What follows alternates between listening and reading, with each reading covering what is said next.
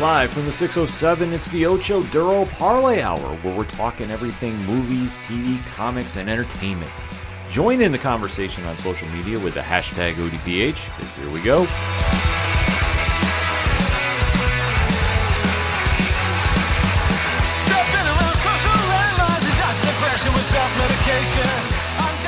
Welcome to an all-new edition of the ODPH podcast, better known as the Ocho Duro Parlay Hour.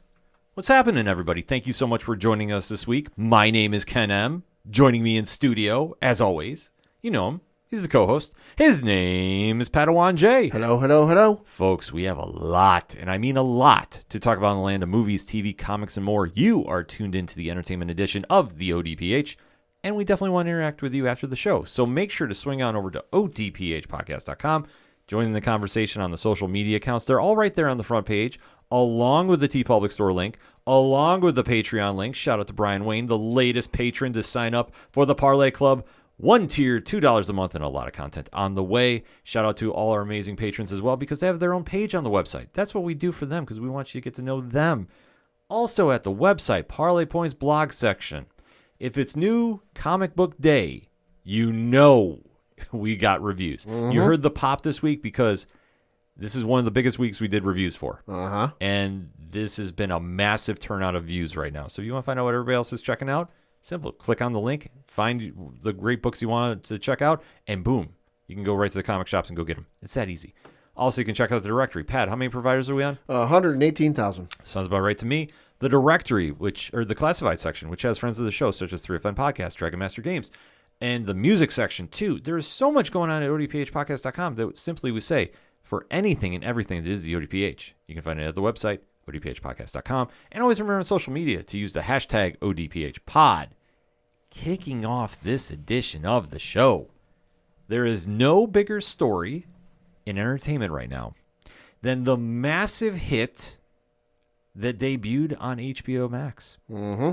And Pat, you've got that information? Yeah, so that would be the video game the adaptation of the video game from PlayStation and Naughty Dog, titled The Last of Us. And it was a monster premiere. Reading from an article on Variety.com, it reads, quote, HBO series adaptation of hit PlayStation game The Last of Us premiered Sunday, drawing the premium cable channel's second biggest debut of the last 13 years, behind only House of the Dragon.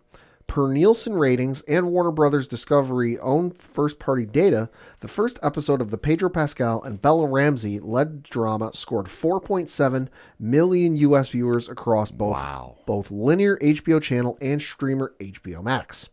That figure makes The Last of Us premiere the second biggest, largest opening for an HBO show since Boardwalk Empire premiered in 2010, well before HBO Max had launched and even before its predecessor streamers.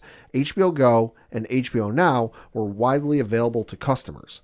Close quote. And there is an update to this because the article was updated Wednesday at 11:38 a.m. Pacific time, saying, quote, The Last of Us premiere episode has reached more than 10 million viewers across its first 2 days of availability. With HBO disclosing on Wednesday, the show crossed that milestone Tuesday night, which means The Last of Us has caught up to House of the Dragon's initial series premiere audience in just 2 days. Close quote.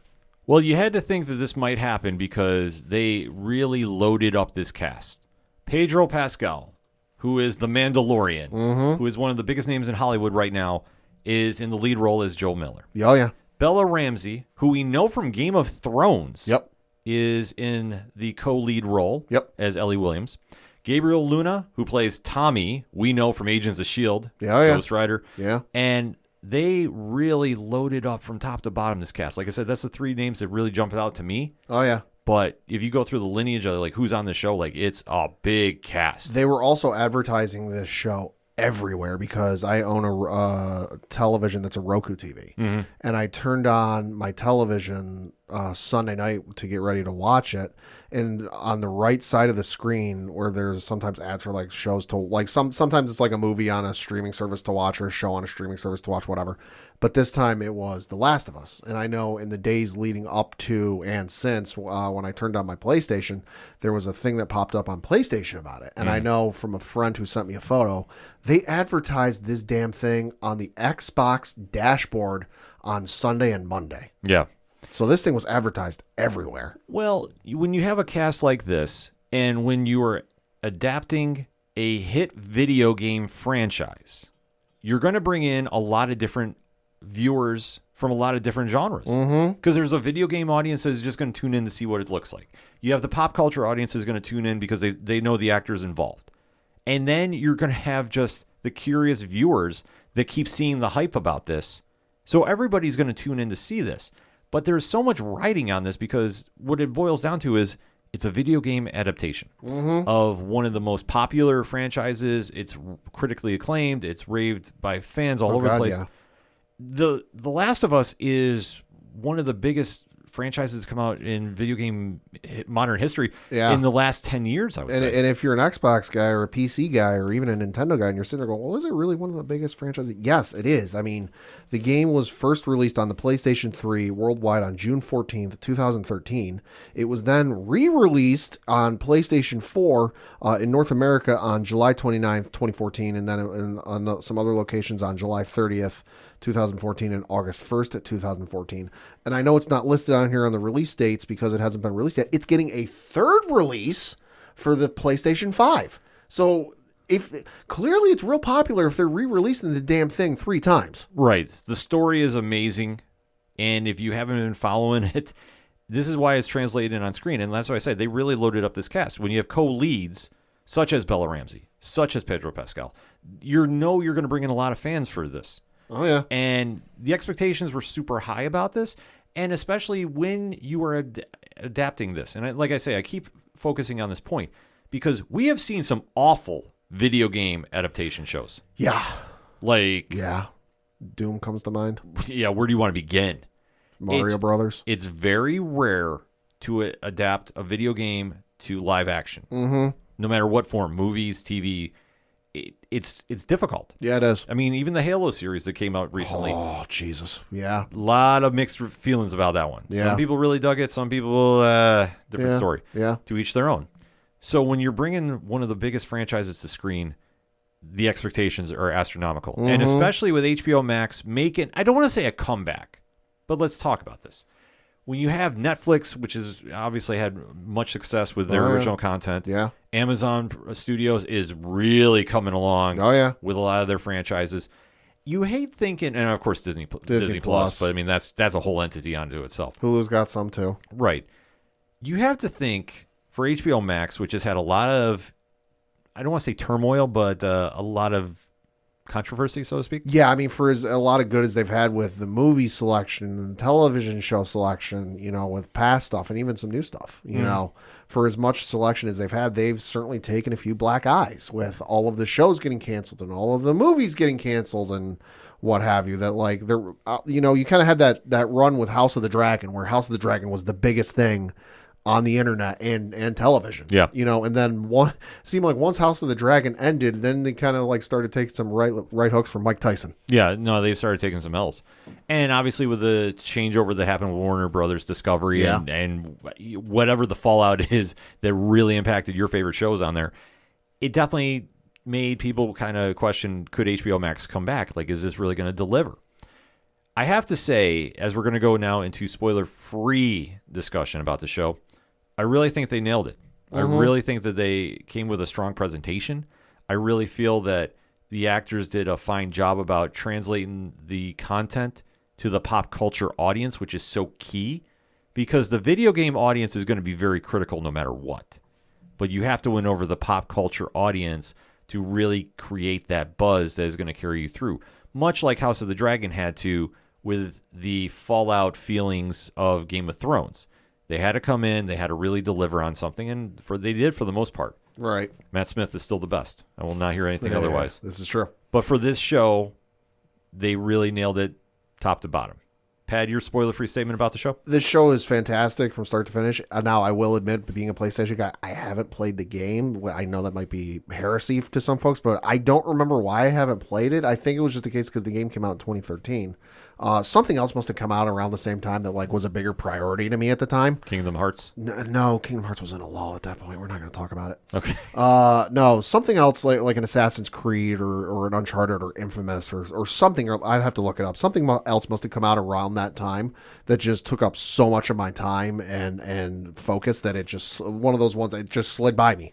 And I've just never gotten around to playing it since. So I went into this. I know a little bit about it. I know some of the story details and the characters. I'm familiar with Joel and Ellie, and I know it's post-apocalyptic and some of the kind of plot details, but I don't know everything. But going into this, I don't want to say lukewarm, but kind of like I'm not frozen, but I'm kind of thawed. If we're talking meat products here or food products, I had a lot of expectations for this just because, like you said, video game adaptations can be hard to do. I mean, we've had bad ones like the Mario Brothers movie. We've had some okay ones. I would say, the Need for Speed movie with Aaron Paul, was okay. It wasn't the greatest thing in the world, but it was okay. And then you've got the great adaptations, like they did with the what is it, the one on Netflix, the animated series I'm blanking on, Arcane or whatever it is. Oh yeah, Arcane, where you've got that, which is just such a hit with people and people love it. There's just a wide range. So video game adaptations, hard to do, and not always good to execute. But I gotta say, from seeing the photos and the comparisons between, the game and what they showed on the show, and just what I saw on screen, I liked what I saw. I think it helps that you've got Neil Druckmann writing and one of the producers on the show. He wrote the story for the game. Mm-hmm. So this is about his, you've got the guy who this is his baby. This is his idea. The video game studio Naughty Dog is involved with the process of this. So this ain't like going to make a Mario movie and the writers and creators of Mario aren't involved. Right. Or it's going to be a train wreck. You've got the writers and creators of this franchise involved, and I think that helps a lot. Obviously, from what I understand, they've had to make some changes to it just for visual purposes, sure, and just for making it simple for folks to understand, and just a difference of medium, But for what I saw on screen, I loved it. So that said, if you're new to the ODPH, first and foremost, thank you for checking us out. Make sure to follow, drop a 5-star review. It definitely helps the cause. We like to give a spoiler-free statement as we just did. So we give you fair warning now. We are going to go into spoiler talk. We give a countdown in case you need to duck out for whatever reason. So if you don't want to talk spoilers with us right now, that's cool. Come back when you're ready to. The notes are time-stamped in this show, so you can just read the liner notes. You'll know when to duck out if you need to. But after the countdown, we go full spoiler talk. So you have been forewarned. That said, in 3, 2, 1, Pad, what did you really think? I was astounded how quickly this took off. And I mean story-wise. Mm-hmm. Just because every show these days that's new and starting out seems to love to do the slow burn. Yeah. Which is fine in certain instances. It's worked. Others, it's kind of been like, all right, let's just get going. This, not the case. It took a wonderful time setting it all up, introducing us to the characters, kind of getting us familiar with it without revealing everything. But like, hey, we're just going to give you some bare bones details, just so you know who they are, what's going on. And then the foot went on the gas pedal and here we fucking go. And I loved it. This is one of the best pilots I've seen in a long time. And this show has a lot of promise. I agree. I thought they nailed it for a debut. I thought they hit the ground running. And much like I talked about in the spoiler-free statement, you needed to win over the pop culture audience. I feel they did. I had the same sense of when I watched The Walking Dead for the first time. In the way that I was seeing on social media how people were reacting to this show. Right. Because if you really want to temp in the room, just go on Twitter, go on Facebook. Oh, yeah. And go on somewhere where you're just watching fan reaction. Mm-hmm. Not saying you have to jump in and make a comment, but just watch how everybody is acting to this. Universally, it seemed like this one fans over. There were some people that didn't like it. Some people were very, very critical, saying it wasn't following the game, X, Y, and Z. Sure. Which doesn't matter what you do. You're going to have that happen anytime you do an adaptation. It doesn't matter if it's comics. It doesn't matter if it's a TV show being redone. Mm-hmm. You're going to have critics. Yeah. But I thought for the most part, they really sold it to a new audience. And for me, I know about the story. It's been a long time since I've delved into it. Right. but I thought they really captured the essence of it. I think they added a couple things in here and there that really gave it a little more gravity, and especially trying to translate this, that it didn't come off like a Walking Dead ripoff, that it didn't come off like something we've already seen.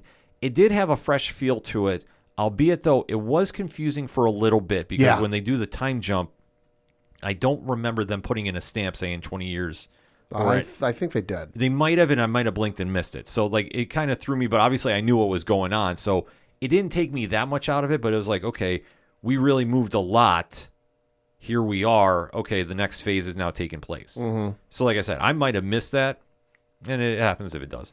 I will say the one reaction I liked from fans online was some of the folks who played the game going, "Oh, this show's totally unrealistic. I didn't see Joel die 18 times before he finally figured out what to do in the episode."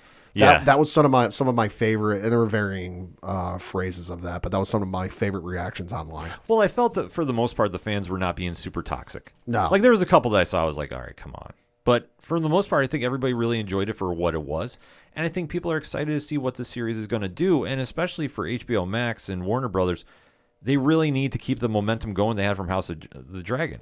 I feel that with the streaming wars, so to speak, heating up, and there's a lot of content coming from all major players. Yeah. I mean, honestly, we could do a show like that. I know Tyler from 30 and Nerdy always does one. This is one of those areas that if you really want to be relevant, you got to have a hit. You can't have a falter when there's so much eyes on your product. Oh yeah, just looking ahead to when this season ends, the there's 9 episodes this season, and it looks like the 9th and final episode is going to air on March 12th, 2023, which is, and we're going to talk about it in the next segment, when the Mandalorian season 3 is going to be starting up, and we know Stranger Things is coming down the road, and Lord knows what all else is coming out this year. That, like, listen, there's going to be a lot of noise, and you got to stick out. Yeah, and that's the whole thing. You need to make yourself relevant. I feel the show did. I think it's winning right now, and I thought it came out perfect timing too, because you're right now in a weird lull, so to speak. I mean, there's other shows that came out too. Hunters on Amazon's Prime Video is amazing, so you definitely need to go check that. But I think for what this tied into, the video game audience, the pop culture audience, the horror audience, to be honest with you, I think they brought in so many fans, and I think universally they delivered on it. And it really started out with the creepy tone they did from the talk show. I want to say it was in 1967, 68. It was in the 60s or 70s, yeah. Yeah, it was early then.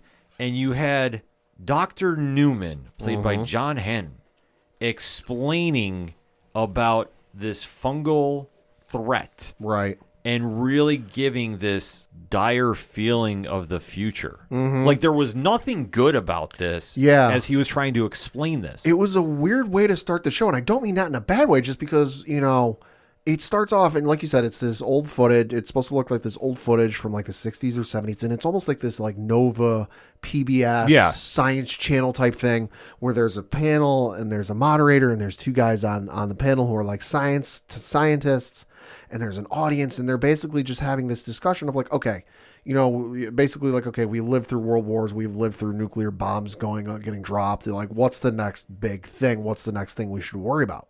And this doctor just goes, honestly, fungus. Yeah. And how they played into it, you could get that idea, too, because when they did the intro crawl, it was much in the same vein of Game of Thrones. Oh, yeah. But with a lot of fungus. Yeah, listen, if there's anything HBO can do fantastically well, it is television show intros. Yes. So the opening crawl, it had that. Yeah. So you had an idea what was spreading here, and you could hear with his words how this was really taking place. And painting that picture, you set the tone early, which I thought they needed to do, because for a lot of people jumping in, first time watching, you're going, okay, what is this all about? So he gives this prediction about how this is going to conquer the world, and if something bad happens, this is where it's going to come from. Yeah. Then they do the time jump to, you would say present time, but I believe they said it in 2003. Yeah, they said it was in 2003. And you do get introduced to the family of Joel and his daughter, Sarah. So you obviously have Pedro Pascal is playing Joel, and his daughter, Sarah, played by Nico Parker. And you're seeing that, it's basically a typical day for the family. Yeah, she's getting up, got to get ready for her day. Yep. And she's being very coy about what she's trying to do, because what she's playing off is she's trying to go get Joel's watch fixed. Yep. from a local watchmaker. And you're seeing that Joel is just trying to say, just be a dad and just really... That's no big deal. Yeah, just kind of like look out for her. And he's talking about his job, too, as well. Yep. He's working with his brother, Tommy, who's played by Gabriel Luna. And they go out to do their job, and you see that Sarah goes to the watchmaker and is trying to get the watch fixed. And as she goes downtown, when she's on the way, she goes and runs into the neighbors, too. Yep. We have to mention that. Yep. Because the neighbors are just your typical older family that's next door. They watch out for her. Yeah, they're trying to watch out. Like, you haven't been here lately. You definitely want to, come over and say hi. And you're seeing the one older gentleman is feeding his wife. Yep. Because she cannot take care of herself. Yep. And that will come back into play later. And she also borrows a movie from them because to watch with Joel. Yes. So, obviously, it's a very suburban feeling. Yeah. It's, nothing wrong. Happy-go-lucky. Very happy-go-lucky. But as you see, when Sarah gets the watch fixed, there's something going on downtown Austin, Texas. Well, here. what is it? She's in there waiting on the watch to get fixed, and was it a jet or a helicopter went over? I can't remember. Helicopter, I believe. Helicopter goes over, and she's kind of like, that's weird. Like it's something not of the ordinary to see in this neighborhood. Like, what's going on? It's because like it goes over, and she doesn't just stand there like, oh yeah, whatever. Like she pauses and kind of tilts her head a little bit and looks like, oh, what the heck's going on? Yeah. So quickly, the clocksmith's wife comes in and says, "We're shutting down early. We're closing. We're closing early." It's like 3 or 4 in the afternoon, and the husband just looks at her and goes, "We don't close till 7." She's like, "No, screw you. We're closing now." Yeah, and he's like, "Well, I'm done with the watch, so here you can take it home." So she winds up going home. Yeah, because at the wife's urgency. Yeah, She goes like, "Oh, what's going on?" Like, no, don't worry about it. You just need to get home right now. Yeah, you need to leave.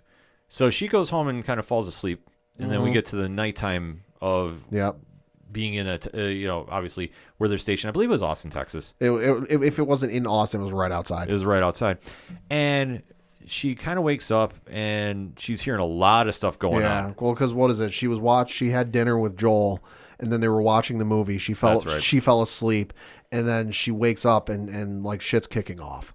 Yeah, because Joel had to go bail his brother out from jail. Yeah, his brother got in a bar fight. Yeah. Some dude tried hitting on the bartender, and he didn't take kindly to that, so he stood up for the bartender and swung at the guy and got put in jail. Yeah, it's kind of a blink and miss moment, but... And it's also a Friday. I remember he says it's a Friday, so he's like, you need... Because Joel doesn't want to do it. Yeah, Joel doesn't want to do it. Joel's like, screw you need to learn a lesson and sit in there for the night. He goes, no, listen, dude, it's Friday, so if you don't come get me now, the courts are closed on the weekend. I'm going to sit here till Monday. Yeah. So it's kind of a weird scenario going on, but he takes off, so Sarah's left by herself and gets woken up because there's flashing lights going on. There's like a green light. Yeah, there's all types of insanity starting to slowly break out overhead. So you're seeing that obviously there's a military presence that's coming in. Like I think a fighter jet went over at this point. Yeah, so obviously she's like, what's going on? So she kind of takes a walk next door, and she notices that the neighbor's door is wide open. Mm-hmm. And thinking something suspicious, which I was like, why are you going in their house if you see the door is wide open? Because this wouldn't be a horror series without some stupid decisions. Right. It just goes up to one thing, Pat, and that's what? Reasons. So as she goes inside, she finds that the older gentleman is lying in the kitchen, bleeding to death, and had something bit out of his neck. Yeah. And then she turns and sees that the elderly woman who could not feed herself is now feeding on somebody else in the house. Uh-huh. And she does the smart thing and runs. Yeah. Because obviously shit is hitting the fan. And this is with the older woman and fucking booking it after her. Yeah. This is World War Z zombie moment. Yeah, I was going to say, this ain't Walking Dead slow, saunterly walk here. No, they're sprinting. They're sprinting.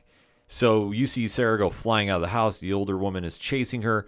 Luckily, Joel and his brother Tommy show up and save the day. Joel has to take a a steel wrench, and smash her head in. He goes, Sarah, duck, and he just swings. Yeah.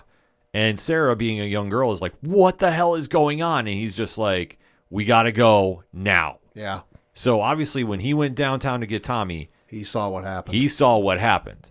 And now this, I got to say, special effects-wise, amazing job. Mm-hmm. If you want to really portray the insanity of a pandemic, this was perfect. Right from inside the vehicle. Yup. I love the camera shot Yeah, from this that because was great. it just stayed with the truck as it's going through. You're seeing them trying to drive through downtown. Obviously, it's not going through. People are running crazy in the streets because it's literally hell is breaking loose. Well, because they try to go for the interstate and leave town via the highway or the interstate, and of course, everyone and either Tommy or Joel, I forget who it is, says, "Oh, I guess everyone had the same idea," and they go, "Screw it, we're not going to do this. We're going to get caught. Go off roading." Yep. So they go off roading through the wilderness or whatever, and they end up back in town. And that's when they see everybody running. Buildings are on fire, but the entire time so once they leave the highway. The entire time this sequence is going on, it's from inside the truck. Yes. And it's from like the back seat of the truck. So they get into town, shit's kicking off sideways. People are running, looting, buildings are on fire. They tried going up a side street, but everyone comes pouring out of it, and they're like, back up, back up, back up. At one point they're driving through the town, and something comes crashing out of the sky. It's like a plane. A plane comes crashing down. Plane comes crashing out, and so everyone's running in one direction. While the truck that Joel, Tommy, and Sarah are backing up, everyone sees the plane coming down, and they're like, "Shit, go the other way!" Yeah. While people are getting mowed down because the plane crashes, and they're just trying to escape. Yeah, it's an absolute anarchy scene. The truck gets flipped. Sarah gets injured. Her ankle gets injured at this point. Yeah. So Joel has to start carrying her. Yeah. Because she can't stand on her own. They get separated from Tommy. Yeah. Because another car cuts them off before they're running. So Tommy is like, I'll catch up with you.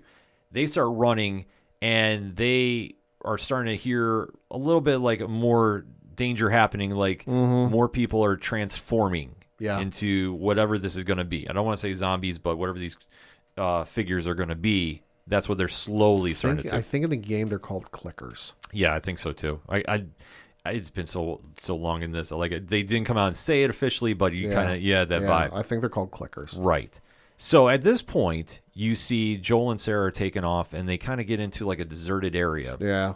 And they're stopped by a soldier. Mm-hmm. And the soldier kind of gets out, and he's got like hands up where I can see him. Yeah. Assault rifle pointed. Yeah. Assault rifle pointed, and Joel is in there, and he's like, "Hey, we're not sick. We're not sick. We're not anything. It's just her ankles hurt." Yeah. And the soldier for the Federal Disaster Response Agency, or FEDRA, does radio it in. He's like, "Oh, I got 2 civilians. One injured, but it's not sick. It's her ankle."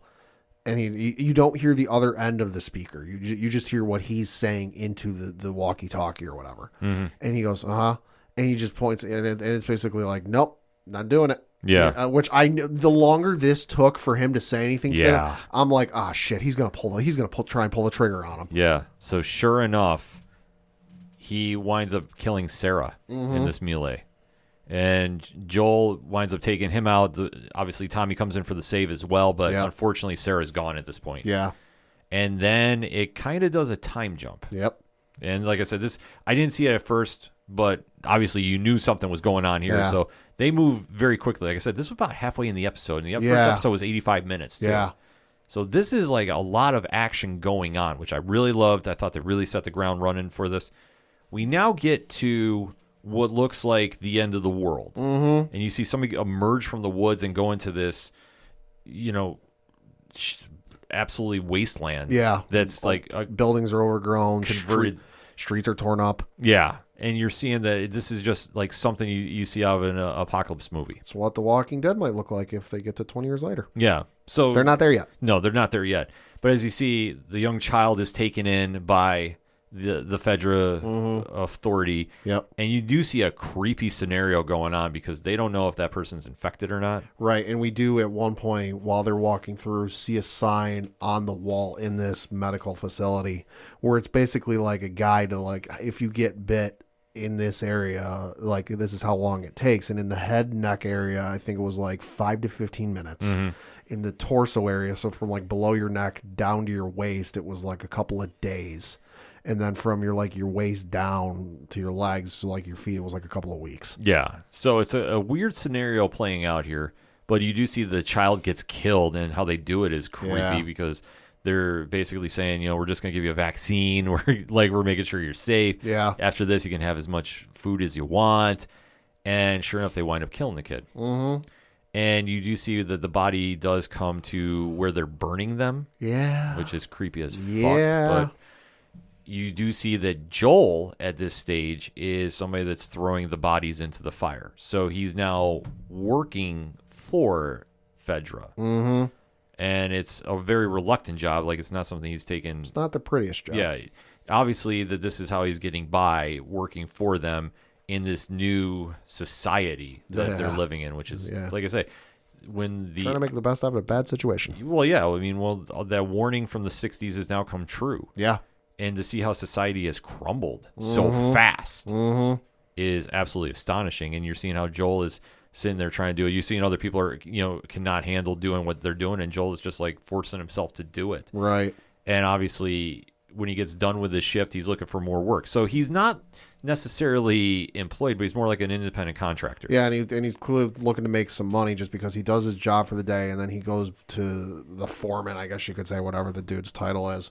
He gets his little notepad stamped or whatever, and he gets the sheet handed to him, and then he asks, what's available tomorrow? Mm-hmm. And he goes, and he says something. The guy says something. He goes, well, what's the higher paying job? And he goes, well, it's the one in the sewers. Yeah. And he goes, all right, sign me up for that. So he's clearly looking to make some money quick. Right.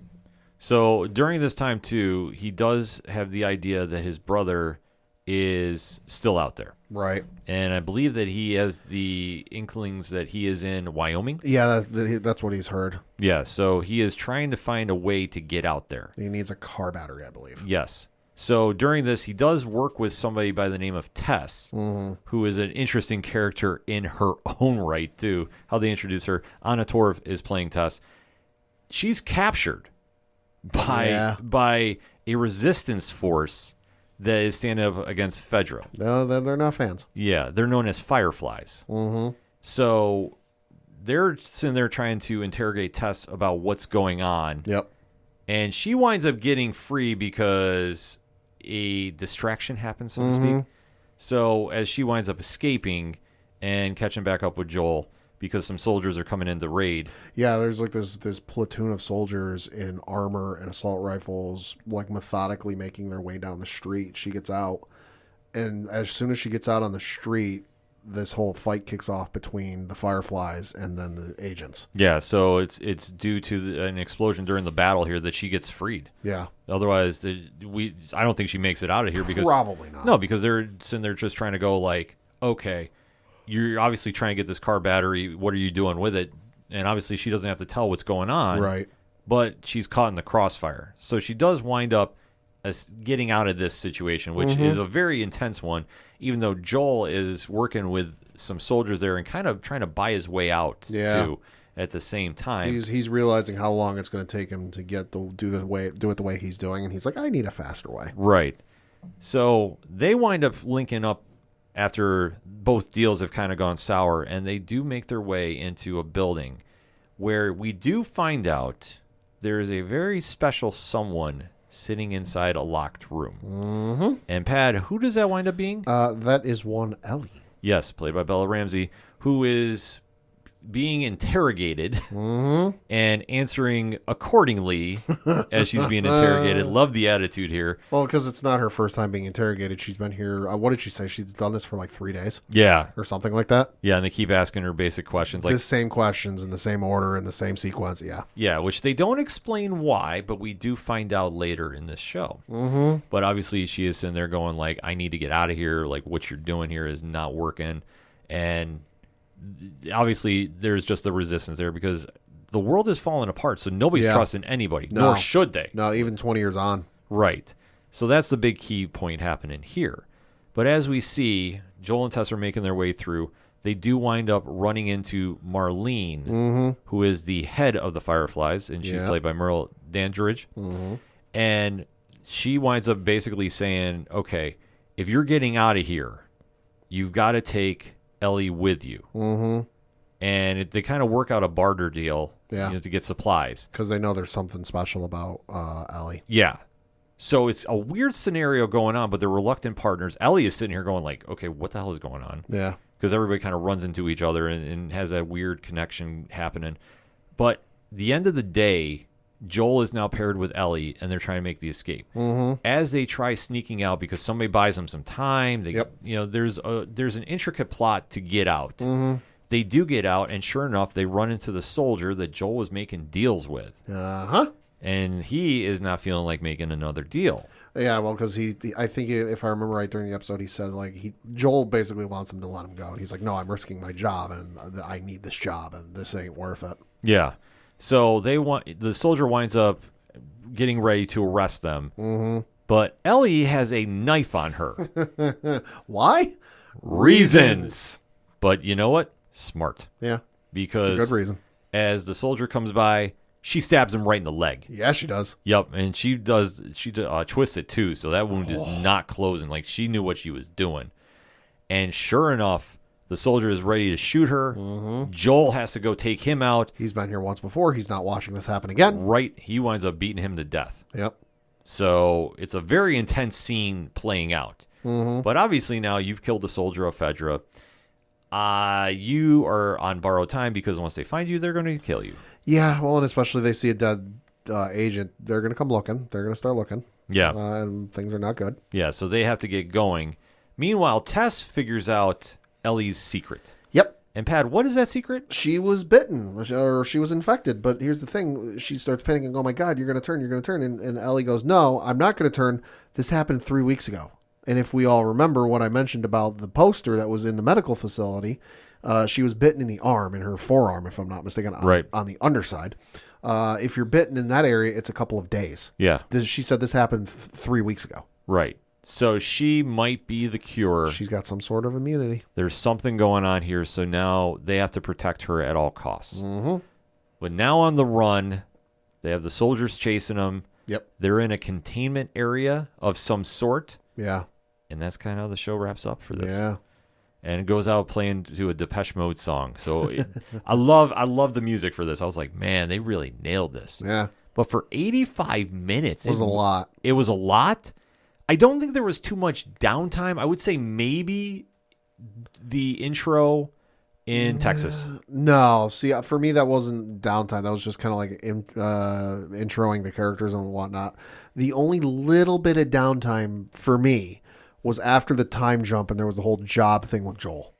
I could see that. That for me, that was the only time where like, and it wasn't necessarily like, I'm like, all right, what are we doing here? No, it was kind of like, all right, we're obviously you just had this like 15, 20 minute, whatever it was, extended action sequence. You need to have time for the audience to come down and go, okay, we can relax now. You know, made it out of there. Things are okay. You know, but for me, that was kind of like the only downtime because once we got past that whole sequence with the job and he finds out, okay, the one tomorrow pays more, that's when it picked up again. Yeah, I could see that. I mean, I guess for me it was when she went to the clocksmith. Yeah. I thought that maybe that was just a hair too long. Not super... See, that was just to me that was a little bit, but that was just them setting up, and this is hindsight. Yeah, me looking at that was just them setting up for like, oh, we're going to introduce you to this character, we're going to get you really invested in this character, only to kill her off in 20 minutes. Yeah, which I mean that point worked, but I know they wanted to try establish him with the neighbors next door. I didn't really care. I was like, okay, there's something weird going on here too, but overall, strong performances. Yeah, I really think they established it out of the gate. I thought Ramsey and Pascal did phenomenal. I thought they really elevated the material. Gabriel Luna's character, kind of interesting to see what he's going to be doing moving forward. Because, I mean, the one thing is with these adaptations, it's for TV. Mm-hmm. We do know there's only a limited amount of games. Yep, there's only 2. So where they want to go with storylines, you would think they would follow the video games, but you never know if they want to pull a curveball. Well, I mean, Neil Druckmann, the writer, is involved, so anything that they're going to change from them, he's going to be involved with, and I know he's going to be directing the next episode. Yeah, so obviously him being hands-on, fans can be breathing a lot easier for. Yeah. But I thought they really did a solid job with everything. I'm definitely excited to see where they're going for next episode. Pat, final thoughts on this? Great episode, phenomenal, one of the best ones I've seen in a while, and I'm super, super excited to see where this goes. Absolutely. So that being said, The Last of Us is going to be on Sunday nights, 9 p.m. Eastern Standard Time on HBO Max. But in the meantime, hit us up on that hashtag ODPH Pod. What is your thoughts about the debut episode of The Last of Us? Did you love it? Did you hate it? And why? Let's talk about it, shall we? We're going to take a quick break. We'll be right back. You ever wondered what comics Mark from Vale is into? What Zach from Left Behind's favorite MCU movies are? Well, Metalcore Nerds is the show for you. My name is Sean Mott, and here at Metalcore Nerds, we cover the latest things in pop culture, whether it be Star Wars, Marvel, DC, AEW, and everything else in between. You can listen to the show every Monday on Adobe Howl at 7 p.m. Eastern, or find it anywhere you find podcasts after it debuts on the radio station. Coming back for another segment on this edition of the ODPH podcast, and we finally received a trailer from one of the most anticipated shows of 2023. Yes. Starring one Pedro Pascal, who we just talked about. Dare I say, he's got a very, very big year ahead of him. It's a busy dude. I would have to say so. And Pat, what show is that? Season 3 of The Mandalorian. Yes, the hit Star Wars spinoff is coming back to Disney Plus March 1st. And we are finally gifted a trailer of what to expect. So as you know by now, we're going to give you our spoiler-free statement and then get into spoiler talk after the countdown. So that said, Pad, what did you think about the Mandalorian Season 3 trailer? Liked it. Liked it a lot. Super excited to see where things go because leaves a lot of questions, leaves a lot of things wondering where they're going to go. And there are a couple little Easter eggs in there for longtime Star Wars fans that kind of like, ooh, it's interesting to see that. And I'm interested to see some of those things play out. The saga of The Last Mandalorian and his sidekick, Grogu, has captivated fans all over the place. Whether it's pop culture audience, Star Wars, this has been a monster hit. This was the franchise show of Disney Plus when it debuted. Grogu has been a balloon in the Macy's Thanksgiving Day Parade in New York City for 2 years running now. Exactly. Like, he's won everybody over. And this show has definitely captured an energy that I think a lot of Star Wars fans were missing. Yes. And I think that I know you're the Star Wars guru of the 607 podcast fam. So am I wrong in that statement? No, I mean, because while Clone Wars is great and it's amazing and you should absolutely go watch it, it didn't really take off until it hit like Netflix and then was on Disney Plus. It had its run. It was popular. Obviously, it ran for 5 seasons on Cartoon Network. But it was kind of like a niche thing. It was like you had to be a fan of Star Wars and a fan of the prequels to really like it. And then, like I said, it really took off, I think, once it hit Netflix and then it hit a wider audience, and then it obviously took off even more once it hit Disney Plus. But it didn't hit the kind of levels The Mandalorian has hit, where it's like everyone is watching Mandalorian. I've had people ask me about Mandalorian that I've never even talked Star Wars with in my life. And I was on it. I'll be honest. There were some people I didn't know if they've ever seen Star Wars that have asked me and talked to me about The Mandalorian. So no, the Mandalorian has hit levels that I did not think possible anymore. No, I didn't think it was going to be possible either, but this captures the original, and I mean episodes 4, 5, and 6 feel. Yes. This is what one pop culture audience is over. It has that vibe to it. Just with some modern technology and less screen cuts. Agreed. Go watch A New Hope and pay attention to the scene wipes. There's a lot of them. Oh, man. Now that you bring that up, yeah. You don't notice it until somebody says something. Right. And now you've tarnished it forever. Thanks, Pat. Thanks. Appreciate it. Live long and prosper forever. That said, this show really captured everybody's attention. It really hit the mark that it needed to, and especially for Disney Plus to put that streaming service on the map. Yeah. Every movie that's done so far has more or less been a home run, I would say. Yeah. You've had moments where you saw characters such as Boba Fett return. Yep. They fixed the egregiousness of Return of the Jedi. We saw Luke Skywalker come back. Mark Hamill. Mark Hamill showed up as Luke Skywalker. Goddamn. Yeah. Which I realize it's like a CGI face on him, but no, that was Mark Hamill playing him. Right. So the hype has been here. The show has delivered on it. This is Dave Filoni all day. And Jon Favreau. So when you have those powerhouses working on a project, you know it's going to deliver. I thought what we saw with this trailer, I thought we've definitely still have the magic going. Yeah. I didn't think anything looked super crazy. There was a city in there that definitely we'll talk about as the trailer rolls on that I thought is a little more Star Wars in depth than I think most fans realize. And I think once we get into that... There's two. There's two cities. Yeah, there's... The one jumped out to me. The second one you knew, and I was like, okay. Oh, yeah. But when you saw little Easter eggs like this, I think they're setting up for a lot. Obviously, we know the Ahsoka show is coming at some point. Some point this year, I think. Yeah, whether this ties into that, which I think would be a smart move, is anybody's guess. We don't know anything about Boba Fett Season 2. I don't believe that that's on the schedule as of now. Not that I've heard of, no. No, but it's not to say it couldn't fly out of somewhere to come back. Yeah. But for what they wanted to do, it captured the magic. It got fans talking. The countdown is now on to March 1st. I think fans have really got that date circled. And there's a lot to be excited about coming from this because the last we saw The Mandalorian in an interesting place in the galaxy far, far away. So now coming into this episode or this season, I think there's a lot of expectations that are going to be met from what we saw from the trailer. Yeah. That said, 3, 2, 1, Pad, talk to me. This trailer was awesome. You know, a lot of Easter eggs, a lot of interesting stuff thrown in there.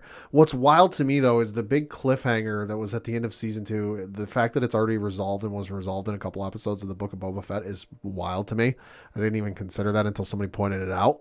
Not in and I don't mean that in a bad way. Just it's kind of crazy that like the big cliffhanger. Oh my God, what's going to happen? So if somebody doesn't in the future doesn't go and watch Book of Boba Fett, they're going to wonder what the fuck happened. Yeah. When they get to season 3. But regardless, super excited. I'm super excited with some of the places they're going to go. Just because for Clone Wars fans, there's a certain place we're going to go to. If you're watching the trailer, we're going to see the results of what happened at the end of Clone Wars season 5. I want to say it was. So that's going to be a little wild to see. And then to see Coruscant again. Yeah, that was what caught me. Holy shit, that's going to be odd because I love me some post Return of the Jedi Coruscant. I haven't seen enough of it. Yeah, that was the one that caught my eye. I was like, oh, we're going here. Yeah. Between that and a flashback sequence, I was like, okay, something is going to happen this season that I think is going to really melt the internet for a day. Probably. Because nothing ever breaks it for long. Grogu will say his first words. Maybe. I don't know. Yeah, that could happen. You can't doubt that. I mean, he's 50 years old. At some point, he's got to say something. Yeah. But as the trailer starts out, you have the Mandalorian doing the monologue, and he goes, our people are scattered. And you do see a shot of a group of Mandalorians that are kind of all looking around at each other. And who emerges after saying, who are we? What do we stand for? Then Pedro Pascal's the Mandalorian. Uh-huh. And we do see a shot of him flying in his spaceship into hyperspeed and basically kind of breaking down about the Mandalorian way. Yeah, it looks like he's sleeping too. But he's basically saying, being a Mandalorian's not easy. You got to know how to navigate the galaxy. Yeah, so it's not all about fighting. We do see a shot of Grogu in his own little compartment on this ship. Yep. And then you see somehow Grogu got to the front seat. Yeah. Reasons. He's resourceful. But it works. So he's now flying the ship because it does look like the Mandalorian fell asleep. Looks like he's napping. Yeah, so... Ship's on autopilot. Yeah. Hopefully. So it's kind of a little funny scene going on here. And then you see the ship land in a city that we know kind of well, Pat. And what city is that? It looks like it could be the planet Navarro that we've seen first 2 seasons of Mandalorian, I want to say. But it looks a little too nice to be Navarro, although they've been making improvements. Well, you have to think that obviously Grief Karga has made an impact there because we do see a shot of the one and only Carl Weathers reprising his role in greeting Mando as he lands in the city. So there's that to look forward to. Then they go to a quick shot of the Mandalorian flying in what appears to be like a snowstorm / rain hurricane. Yeah. There's something going on because you see the glass is starting to break in his spaceship. Yeah, there's only one place I can unless it's a new planet. There's only one place I can think of that is that stormy that he could be going to. Hoth? No, that's snow. No, if it's a rainstorm, there's only one planet I can think of he's going to that's that goddamn stormy. Camino. Ooh. Which has got some Mandalorian ties, specifically Jango Fett. I mean... Just saying. That's a great possibility. I wasn't even thinking that, Pat. But you could definitely see that. And then they get a shot to, dare I say, is it another familiar face? Yeah, it's the Armorer, I think is what the character's name is. I'll be honest, I'm blanking on the name, but it's the Armorer from the first 2 seasons. Looks like making something again. Yeah, making something for Mando because now he's saying, I'm going to Mandalore. You see Grogu kind of give him a weird look like, why? And the reason being, Pat? Yeah, he's going there so he can be forgiven for his transgressions, a.k.a. taking his helmet off. Yeah. So, interesting storyline that's going to play out here. So, and this is where the one scene that should stick out for Clone Wars fans, at least this is my guess, because while he says, so that I may be forgiven for my transgressions, there's an aerial shot of a city that looks absolutely destroyed. And there's a shell there looks like there used to be a protective shell around that city. My guess is this is Sundari, which was the main city of Mandalore during the Clone Wars, which we saw getting ransacked at the end of season 5 of the Clone Wars. That's the shot where Obi-Wan's coming out. He's got the Maul Death Trooper armor on, and it's just absolutely destroyed. So this looks like it's Sundari, which, like I said, if you've watched Clone Wars, which you absolutely should, looks like we might be seeing the end results of what happened after that battle. Yeah, so that could be a wild scenario to play out. I think that's where they're going with this, to be honest with you. Because that was the main city on Mandalore where Duchess Satine, was who was the head of the group of people there lived. Yeah, so definitely something to keep an eye out for as you're going on in Clone Wars or the Clone Saga. You're definitely going to want to go check out. Obviously in the meantime, get a little background on it. But then obviously we see Mando is taken on. Pelimato is wishing him well. Yeah, getting a little droid friend to help with navigating. Yep, and you hear, "May the Force be with you." So obviously, in Mandalorian says this is the way. Yep. Very cool seeing kind of a little tip of the cap to both. Obviously, the Rebel Alliance is making their presence felt. Yep. And obviously, Mando is still keeping his Mandalorian ways because that is the way. Mm-hmm. So then we get a shot of it's like either a space battle is going on or something. Mando is flying away, and I couldn't tell honestly if this was like a celebration or if this is like a battle happening, but it kind of looks like fireworks. It looks like a celebration. My guess is it could be like the anniversary of when the Emperor fell. It could be that type of thing, because from what I remember from the old canon, the EU, that got turned into a holiday of sorts. Okay. Kind of like a New Year's or type of thing. So that, like, it got celebrated every year type of thing. So that could be a case here where it's like the anniversary of when the Emperor fell. So they're shooting off fireworks. I was gonna say I could definitely see him crash on a party. Just he wasn't invited. Well, I'm just gonna kick in the door. You're not gonna keep me out. I'm the Mandalorian. Yeah. So then we get another shot of him flying in space, and then there's a city. Mm-hmm. Now, Pad, what is this city? This is Coruscant, and this is 110% Coruscant. I know there was some confusion when Force Awakens came out, and everyone thought Coruscant got destroyed. It didn't. That's not Coruscant. This is 110% Coruscant. And how do we know? Well, one, just the way the buildings are shaped and look and kind of the lights and everything, but also the crisscrossing lanes of traffic of the flying cars. Yes. Flying across. This is 110% Coruscant. We're seeing Coruscant post Return of the Jedi. Yeah, so this is wild. Like, I saw this and I'm like, oh, okay, we're here. Mm-hmm. Let's go. And you hear the voice of somebody saying there's something dangerous happening. Yeah. And that's Captain Karsten Teva. Mm-hmm. We've seen in the first two seasons with that was kind of the Rebel Alliance group that would always seemingly show up when Mandalorian was up to something. Yeah, so kind of interesting to see how that shapes up. And basically kind of giving a warning to Mando, like, when this happens, you're not going to be ready for what's going to happen. Yep. You're going to be too late. Yep. And it looks like you see the Mandalorian taking a Mandalorian helmet out of the sand. So, like, there's been a battle. So it kind of ties back to him going to that home planet that's destroyed. Yeah. And he's finding basically a skeleton left over. This looks like, and I'll be honest, it looks like a Death Watch helmet, which, again, Clone Wars, go watch it. But this looks like it could be the remnants of one of Maul's Death Watch helmets. Okay. Which were Mandalorian helmets, so it's got that same look, but it was like with the Maul red and black tattooed look on it, and it had the horns sticking out. I want to note, we can't see the top of this helmet where the horns would be, and obviously because it's kind of like this desert planet, it's kind of a wasteland, obviously the colors have faded because it's been God knows how many years at this point, decades. Yeah.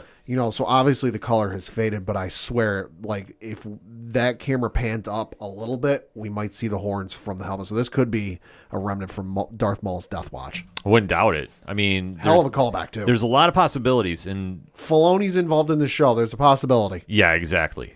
So then we get a shot of Grogu, and then there's a big shot that I think set the internet a little ablaze. Uh-huh. Pad, what is that shot? That is 4 Jedi with 2 green, 2 blue lightsabers facing down a door that is getting cut open, and it looks like the Jedi Temple, so I've lost count at this point. It looks like we're seeing Order 66 again. Yeah. So how many times are you going to emotionally scar me, Lucasfilm? That's the only question I have, because I think this ties in with Grogu of some sort. It's probably him unlocking more of his memories. Yeah. Because he's still a mysterious character in the show, even though we've now 3 seasons in. We're 3 seasons in, and all we know is that he's 50 years old, and he was at the Jedi Temple of the time of Order 66. Yes. And he doesn't want to hang out with Luke because Luke wanted to make him forget everything, and he didn't want to do that. Yep. So who knows if this is going to tie into, maybe we're going to see a possible connection to another Jedi. Yeah, maybe. I mean, anything's kind of fair game. And then we see a nice aerial shot of some certain fighters, TIE fighters. There's some form of TIE fighters. Yeah, it's not the TIE fighter. There's TIE fighters, TIE bombers, TIE this, TIE that. It's a TIE something. Okay. But still, we see this great flying battle sequence going on. You see Mandalorian's just telling Grogu, hang on, kid. Yeah, and he's not using the Naboo starfighter. He's using one of the ships we saw Bo-Katan and them using from previous seasons. It's also the ships we saw Death Watch using in Clone Wars. So it's an interesting. I'm like, what happened to his starfighter? Is it destroyed? Is it just what he's using at the time? I don't know. Katie Sackhoff coming back on the show. I'm all in. Yeah, hell yeah. I'm all in for that. So definitely have to think that ties into it. And then we kind of see Mandalorian going to a repair shop or a bar. We're not exactly sure. It's a droid bar. Yeah. So not exactly sure how that works out, but hey, it's Star Wars, you know. I thought I saw R2 there for a minute. Yeah. So there is an astromech there, which looks about the same. It's the same size and shape and design as R2, but it looks like it's green. Yeah. So interesting what they're going to play there. I think we'll see an Easter egg of some sort. I'm looking at one right now. There's a freaking battle droid in there. Really? From Phantom Menace with Attack of the Clones, there's battle droids in there. Yeah. And the one looks like it's operational. Uh-oh. Oh, boy. That's never good. Oh, boy. That's never good. But that should be an awesome scene, though, when that all plays out. Then we kind of see some Mandalorians jumping out of a plane. Yeah, because it looks like if this is Navarro, it looks like it's getting ransacked again. Yeah, so I don't know what to think of this per se, if this is Bo-Katan's army. I think they're coming to help. Maybe coming to help. We're not exactly sure what's going on because, like I say, it's really up in the air what is happening here. But as we're seeing, somebody's coming there to attack, or at least come to help, because you do see there's a lot of characters in the scene. So there's a big fight that's going to happen here. Yeah. And then it goes into the final act of the trailer where Grogu is flying around in his little carriage, and then there is a character that jumps in front of him coming out of this cave. Mm-hmm. And I am not sure what to think of this. I don't know who this is. Yeah, because, I mean, I got a still shot set up. Yeah. It does not look familiar to me. It doesn't look like a Wookiee. That's all I know. Yeah, because I think everybody was screaming that they thought it was, but I'm like, no, it doesn't look like it. It's not a Wookiee. Because it looks like he has 4 eyes, and he definitely has some weaponry that he wants to go inflict on Grogu. Could be another version of the thing that attacked Luke that got its arm chopped off. Could be. At the cantina. Yeah. It could be But that. we do see that creature is disposed of very quickly because Grogu throws him out telekinetically from the cave, and you just see him coming out with his hands sticking out, saying this is the way. Well, the other thing, too, we get right before that is maybe a Babu Frick appearance from Rise of Skywalker, because you see two, they're Anzellans is what they're called, Anzellan, they're there. Yeah. And it looks like Babu Frick. Could it be Babu Frick? Hey! I don't know, maybe. Babu Frick was like the best thing from Rise of Skywalker. Yeah, that was a blink and miss it, because I definitely skimmed that. But that's how the trailer ends. So, Pad, I mean, final thoughts on this trailer? Is it March 1st yet? This trailer looks awesome. I mean, between, going to Mandalore and possibly seeing the city from Mandalore again, to seeing Coruscant post Return of the Jedi, there's a lot that's going to happen in this season that I'm super excited for, and March 1st can't come soon enough. I think they played this very well. I really think they didn't give away a lot. They gave away enough Easter eggs to really lock in fans. But I don't think they tipped their hand just yet of what's going on, which I like.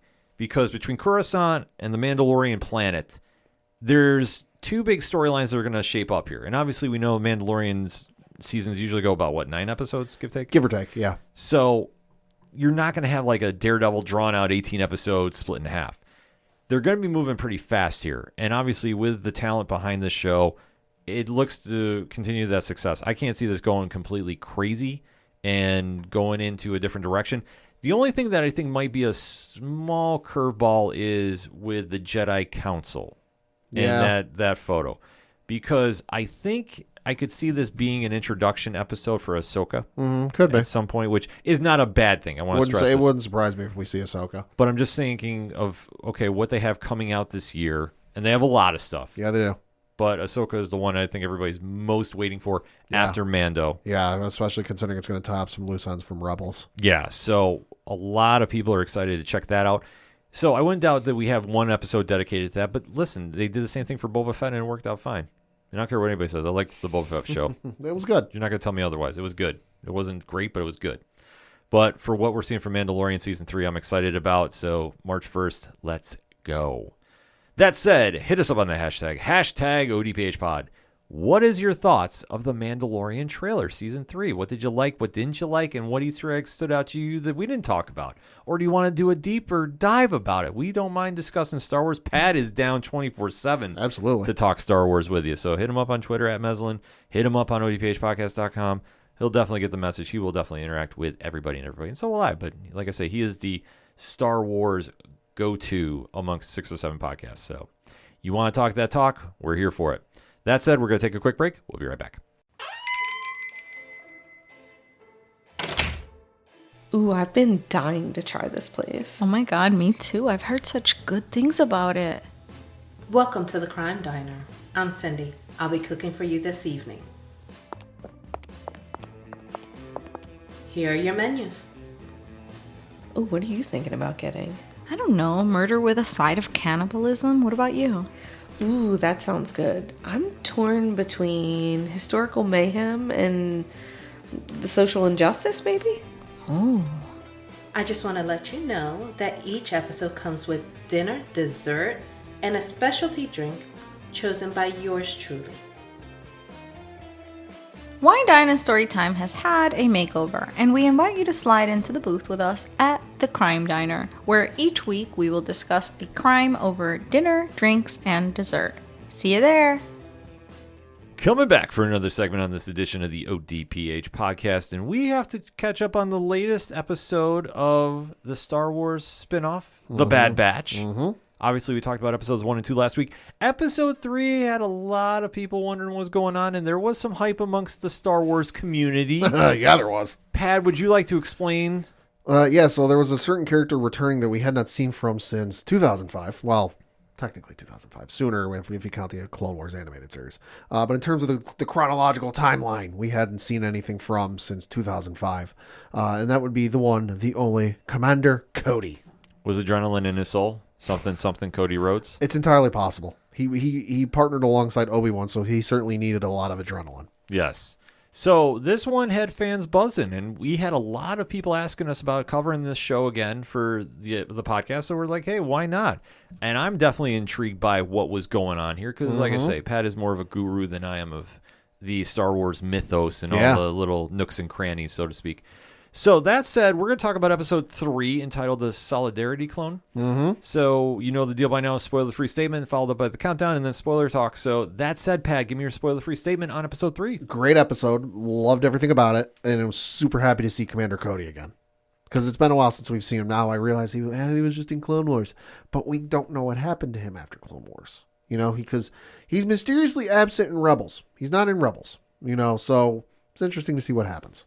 Yeah, I definitely thought this was a good episode. It took me a little while to get into because I was a little confused at some points. Yeah. But yeah, seeing how this is playing out, obviously you're seeing the redemption arc getting played up a little bit, or at least the seeds getting planted. Seeds are getting planted. Yeah, for a character that I think made a little bit of an impact, and you can kind of see this in some of the trailers. So I don't think that was a spoiler by any means. No. But that said, I thought it was a solid episode. And definitely, I'm more intrigued to check out this week's as it drops today as we record. Yeah. So that said, Pad, 3, 2, 1, talk to me. Episode was really good. I will admit, even I got a little confused at some points just because I didn't realize that they were on a new planet, you know, new to the mythos, you know. But once I got familiarized, it hit the ground running for me, and it was a fantastic episode. I need somebody to do a video montage on YouTube with Downstate's Kingdom and Commander Cody running through here. I thought it was solid. The thing about it is when you start seeing all the Mandalorian / Stormtrooper clones, it does get a little confusing. Like if you're coming in not knowing 100% about the mythos like I am. Right. Like I say, I know about the movies and some of the spinoffs, but I'm not super in-depth about the animated shows. Well, what is it? I know in the mythos, at the turn of the Empire, which we're still fairly close, I would say, to when Revenge of the Sith took place. We're not super far removed. They were still using the clones because they had them, they were still around, and it was easy. Eventually, there will come a switch just because, well, they're building a certain Death Star that's a little costly, and they need to cut some costs. So they go from using the clones to using kind of general rank and file everyday folks because it's cheaper to do than just to pay for clones. Right. You know, so for right now, they're still clones. Eventually, there will be that turnover. Depending on how long the show goes, I think it'll be real interesting to start seeing some of that turnover, where you still hear some of D. Bradley Baker voicing the clones, but occasionally it's like some average Joes and average Janes. So this episode kicks off where Commander Cody is getting his latest mission. Mm-hmm. And the people assigning him to him are the Empire. Yep. And they're really testing his loyalty. Yeah. I thought it was kind of an odd way to start the episode. Yeah, especially since, he was, well, at least on screen, one of the first ones we saw, get the Order 66 message, and he immediately had them fire on Obi-Wan, on Utapau, which, for all intents and purposes, they probably think he's dead, hadn't heard from him in a while. So the fact that they're kind of questioning his loyalty is interesting to say the least. Mm-hmm. And he is not given a mission by himself because the Empire soldiers kind of have questions about where he truly lies. Mm-hmm. And he's paired with somebody, and this is the first time I saw this character. Yeah. And I admit, I had this weird G.I. Joe connection. Kind of. With Snake Eyes and Storm Shadow. It was a weird, they're very similar in their approaches, but very different in their methods. And this is a character known as Crosshair, who really looked like he was a Commander Cody clone. Well, they're all clones. Right, yes. but more so like the eviler version, if I can say that. Yeah, well, he was a part of the Bad Batch. He was there, as the name suggests, he was their sniper. He was their sharpshooter. And whereas the rest of the Bad Batch kind of saw through the lies of the Sith, to turn a phrase, he didn't. He was all kind of like, hey, listen, good soldier follows orders. I'm sticking with the Empire. Yeah. So they get assigned to go to the planet Desix, which is a new planet. Yeah, because reasons. Yeah. Like they say, they really didn't go too much of the background for it. There's really not a lot of Separatists planet we know of. I mean, we know of Sereno, which is Dooku's planet. There's been a couple shown in Clone Wars, but they were never really named. It's always just been, hey, the Separatists are here, and because they're here, it's aligned with the Separatists, but the general population doesn't agree with them. Yeah. We've never really seen a ton of Separatists planets that like, hey, we're rah-rah waving the flag of the Separatist cause. Yeah, so it was kind of like a quick thing, like, here you go, because we have somebody there we want you to go get. Yep. And that is the Imperial Governor that was in charge. Groton is his name. Yes. Who has been taken down. And he's being held captive. Yes. So they send them in on this very stealth rescue mission. And I thought they played this very well because they played to the strengths. You can tell that these two don't like each other, but they're professionals. Yes. And that's what I really liked about the dynamic between them. Because Cody was just sitting there just going like, I'm going to wind up shooting this guy. Oh, yeah. I cannot stand him. He's dealt with his type. Yeah, and Crosshair is just like, let's get down to business. I don't think we need to be making a lot of, peaceful negotiations. Let's get in, let's get out. No, and he shows off his skill during the episode. Yes, because as they wind up going into the governor's mansion or castle. Yeah, it's like a castle. Yeah, more or less like a castle. Yeah. They wind up taking out the snipers that are on the roof. Yeah. They wind up shooting at the tank, and there's a very cool sequence where Crosshair is firing at a droid on top of a tank. Jesus Christ, yeah. And at one point, he shoots down the barrel of the tank. Yeah.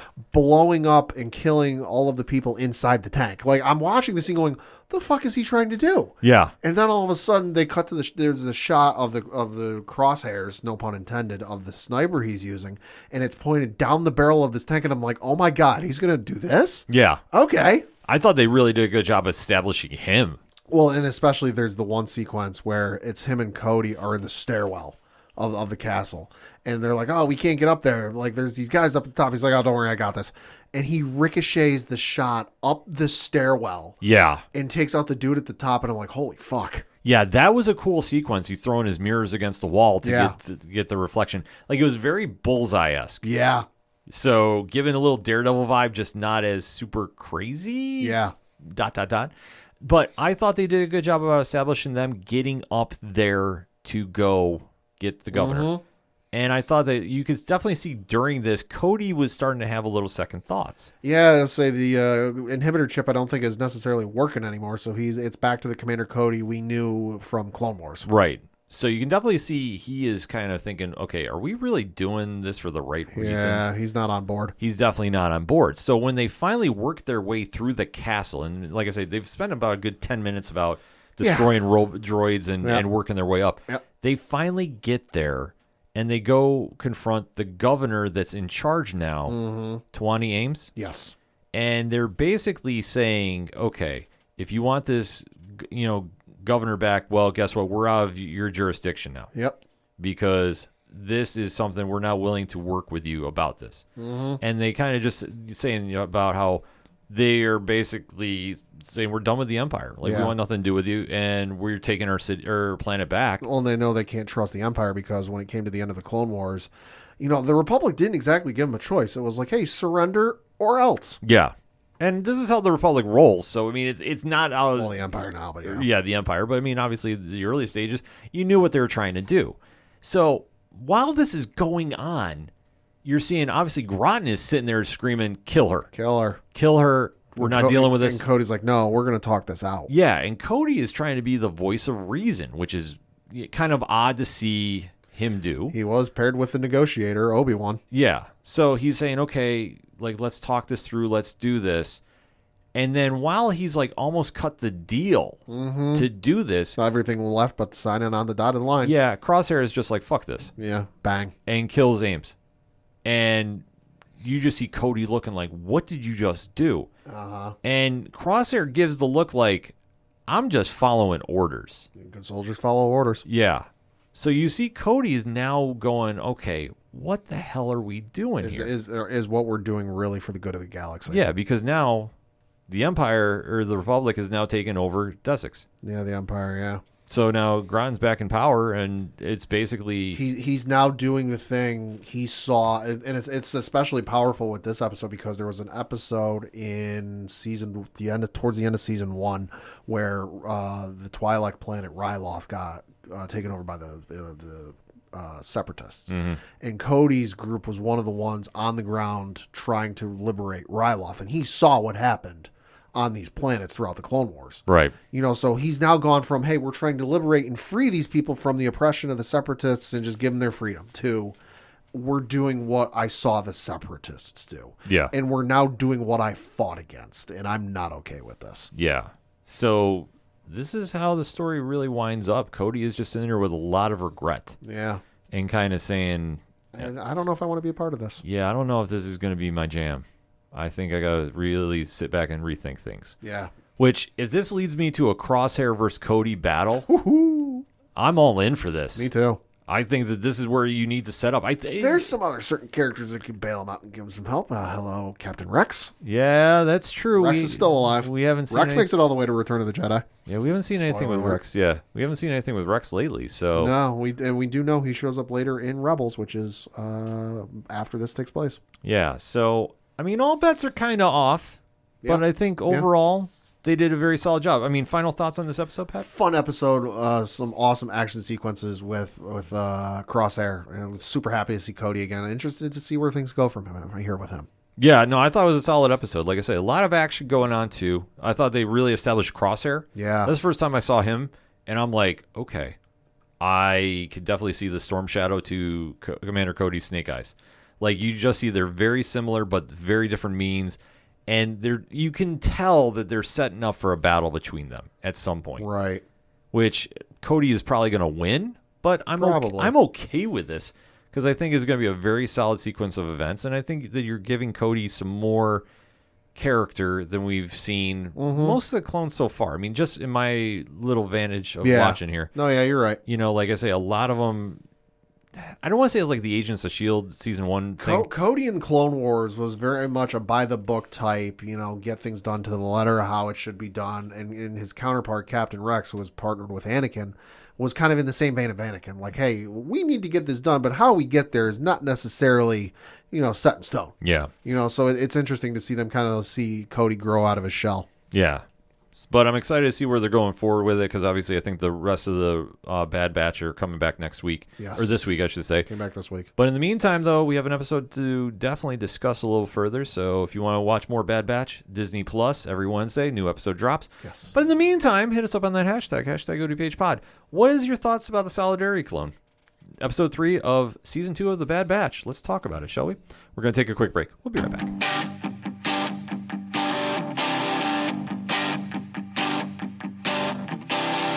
This is Tom from Tom Joe Lou, This is Matt from Sideroom Sounds. and you're listening to ODPH Podcast. Wanna go where no one knows my name, to the desert, the oceans, or the plains. 'Cause I wanna... Coming back for the final segment on this edition of the ODPH podcast. Pad, what you got? Got a couple things to talk about. First of which is we got a cinematic trailer for the upcoming Hogwarts Legacy game, which is coming out on February 10th. And I gotta say, the trailer looks really good. Didn't give a whole lot away, just kind of some mystery and some intrigue. If you pay attention, there's some interesting lines dropped. Notably, there's a Weasley ancestor who's apparently a professor. Didn't know that. Yeah, that was crazy. That was wild. But listen, it's a cinematic trailer. It's supposed to look sexy. It did. Gameplay, from what I've seen, looks awesome. Super excited to play this. It's been a while since I played a Harry Potter console game. Probably since Half-Blood Prince in 2006. Because I didn't play any of the Deathly Hallow ones because I didn't have any interest to. Because they turned them into first-person shooters, essentially. Really? Yeah, they did. Well, third-person. It was essentially a third-person shooter. Yeah, it was weird. Yeah, I was going to say, that's really weird. Yeah. So I haven't played a Hogwarts Harry Potter, console game since 2006. So it's been a while. But I'm super excited for this, and I can't wait for this to come out on February 10th. Got another trailer to talk about. This for an upcoming show that we are big fans of. Yes. Which drops on March 14th on the CW. Season 3 of Superman and Lois. Yes, let's freaking go. Oh my God, this looks awesome. Yeah, so Elizabeth Olek, Tyler Hoechlin, Yep. reprising their roles. We really weren't sure what we were going to expect. Obviously, there's a lot of interest going on here with the CW shows. Obviously, Yep. The Flash is on the final run. Yep. You have Superman and Lois returning. You have something called Gotham Knights. I'm just leaving that one alone. I want to have good, positive thoughts. What's going to be worse? Enter the game. It's a contest. Oh, man. It's a contest. I'm trying to think like how this is all going to play out because I'm going to watch the first episode. I've already committed. I'm going to watch the first episode. Mm-hmm. If I have to rip it apart, I'm going to rip it apart. I'm not trying to, but we have to keep this in mind. But the one thing that we had from this trailer that jumped out, obviously Jordan Elsas is not part of the show anymore. Yep. Michael Bishop is now playing the role of Jonathan Kent. Which I got to say, kudos to the casting department on casting him because holy shit, he looks like Tyler Hoechlin's kid. Yeah, no, he looks more like Tyler Hoechlin than Jordan Elsas did. Yeah. And we're big Jordan Elsas fans here. We are, So to see him step in that role, yeah, like you say, he looked really So, related to Tyler the Hoechlin. jawline is scarily similar. It was crazy. But the only thing that we got from this trailer is Lois might be pregnant? Question mark. ... Yeah. And we did get a lot of shots of Metropolis. Noticeably, the Daily Planet also getting destroyed, and the globe on top of said Daily Planet looking like it's about to drop on Lois's head. Yeah. So those are two big moments. Like I said, I actually tell Pat, like, who was pregnant? Like, when I heard that line, I'm like, wait, what? Yeah, for a 30-second trailer, there was a lot. There was a lot going on. I mean, still the same great action. Yeah. A lot of the familiar faces you saw. I mean, Woolley Parks is back as John Henry Irons. Yep. Taylor Buck is back as Natalie Irons. Yep. They're going to have a bigger role in this season, which I'm all here for. And we do know that Intergang is supposed to be the head bad guys of this. For this season, yep. This is going to be something I'm super excited to see what they do here. Hell yeah. So, I mean, this show has been a hit from top to bottom. If you haven't watched it for whatever reason and you're new to the ODPH, we are very big fans of this. We cover every episode, and I scream this at the top of my lungs, and I think Pat can reiterate this too. Do yourself a favor. If you are a Superman fan, watch this show. For all the interpretations that we have seen over recent years, this is the one that nails it. Yes. This is the one that gets it, that really makes you believe in truth, justice, and a better tomorrow. And if you go through this season, go through the first season, there's only been, I think, in the 2 seasons, a few filler episodes. Yeah. First 2 seasons available on HBO Max. Yes. And it's well worth the deep dive. You got time. And seriously, do yourselves a favor. I can't scream it enough. I'm excited to see where we go. We haven't heard anything about season 4 yet. I know that some people have already asked. Well, I would imagine we haven't heard anything officially about season 4, but I would imagine the fact that, like we talked about last week, with Greg Berlanti re-upping with Warner Brothers Discovery, to produce for television and streaming, I think it's a safe bet this show comes back for season 4. I would say too. If not here, I would say it would go to HBO Max. Probably. I wouldn't doubt it. I think there's a lot of people that are working in the higher ups that are very happy with the show. The ratings have been good. Yeah, from what I remember hearing, David Zaslav is a big fan of the show. Yeah. Which that's a pretty safe thing to keep your show going around. Exactly. So I think this show has a lot riding on it, and it's going to be a separate show from the Arrowverse. Right. We don't have to worry about anything with that. I know they're not going to have anything connected with Gotham Knights. Yeah. I'm sorry. The initial trailer. Is it fair to say that, in our opinions, it's worse than the DC Titans trailer for season 1? Yes, it is. Yeah. Yes, it is. And I mean, maybe it'll be misleading. Like I said, I've committed to watch the first episode. The only thing I'm more disappointed than that is what I found out this week about the Suicide Squad Kill of Justice League. What's that? It's a game. It's going to be a games as a service game. It's going to be kind of in the same vein as the Marvel Avengers game, where it's like a battle pass and a marketplace and everything else. Yeah, yeah. So I went from I'm going to buy it to that's a hard pass. No, I'm still in on it. If nothing else, Kevin Conroy's last. I'll watch the Batman. YouTube videos of the other cutscenes. No, I mean I'm in it. I still play Marvel's Avengers. I know we're getting a little sidetracked. I still play it though. It just came out with Winter Soldier. I mean 2 years later still, but still giving me something to do when I'm not actually doing reviews. Enough said. Switching over to some movie news, we found out that there's a Rainbow Six movie coming. Of course, it's based off the video game, and I think there's also a book series of the same name from Tom Clancy. And there's a certain dude named Michael B. Jordan who's going to be starring in the movie. Ooh. And also you have Chad, and I'm going to butcher this last name, so I apologize, Stahelski, who is going to direct, if you're not familiar with him. He directed some movie called John Wick. Yes. Might have heard of it. So reading from an article courtesy of thehollywoodreporter.com, quote, Paramount's adaptation of Tom Clancy novel Rainbow Six has found its director. Chad Stahelski, the director of the John Wick movies, has been tapped to direct the feature project that is serving as a Michael B. Jordan action vehicle and follow-up to the actor and studio's 2021 action thriller Without Remorse. Jordan is starring in Rainbow and is producing with Elizabeth Raposo via the duo's Outlier Society banner.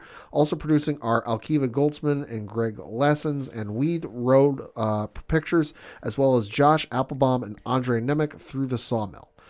Jordan will once again be playing Navy SEAL turned CIA operative John Clark, one of Clancy's more popular characters who appeared in the late author's Jack Ryan's spy books.